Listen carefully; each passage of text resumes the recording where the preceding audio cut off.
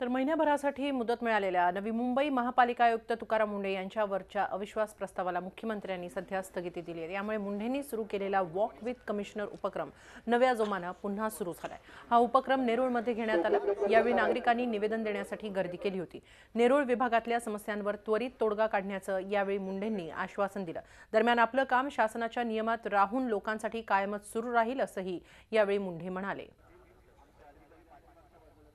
हा walk with commissioner खूप चांगला रिस्पॉन्स आलेला आहे। आयडिया खूप चांगली क्लिक झालेली आहे। लोकांनाही ते नागरिकांना खूप आवडलेलं आहे, कारण त्यांना त्यांच्या प्रश्न सरळ माझ्यासमोर सर्व माझे अधिकारी असतात त्यांच्यासमोर मांडता येतात।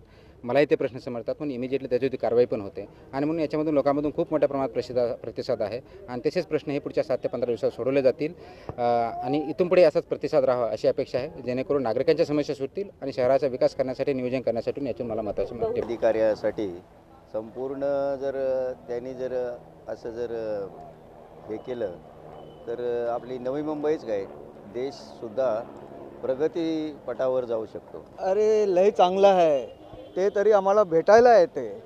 ही कॉर्पोरेटर केव्हा येते ते इलेक्शन टाइम, आणि ते पण आम्हाला माहित आहे कसं ते विजय जाते।